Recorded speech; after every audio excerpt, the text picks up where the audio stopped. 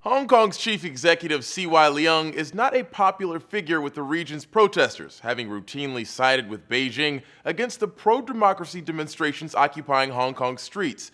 Now, Leung is hoping to bridge that rift with renewed talks, which could start next week. But he's already warned protesters the government won't concede to any of their central demands. Politics is the art of the possible, and we have to draw a line between possibilities and impossibilities. That means no revoking China's August decision that Hong Kong's political leaders must be vetted by Beijing, which sparked the protests in the first place. And there's certainly little chance Leung himself will step down, another one of the key demands. Instead, Hong Kong's leader hopes the government and protesters can find some sort of agreement within Beijing's guidelines. But if neither side is willing to budge, can the talks do any good? Not according to one Hong Kong law professor who thinks Leung is deliberately ignoring the heart of the movement.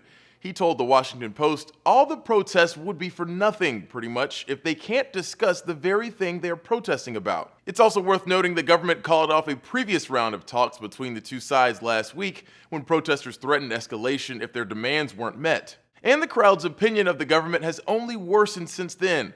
A Hong Kong TV station captured plainclothes policemen beating up a protester Wednesday night, which outraged the public and led to renewed clashes with police. But a Quartz writer says there might be a sliver of hope for the negotiations. Leung did hint the government might make some concessions within the framework of the Beijing decision.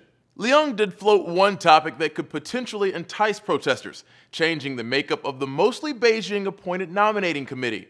The possibility that the committee could be reconfigured might be enough to tempt some of the protest leaders to make the most of their considerable political leverage and cut a deal. Despite talks of negotiations, the battle for Hong Kong streets continues unabated. Police conducted a pre-dawn raid Friday to tear down barricades erected by protesters. For Newsy, I'm Christian Bryant.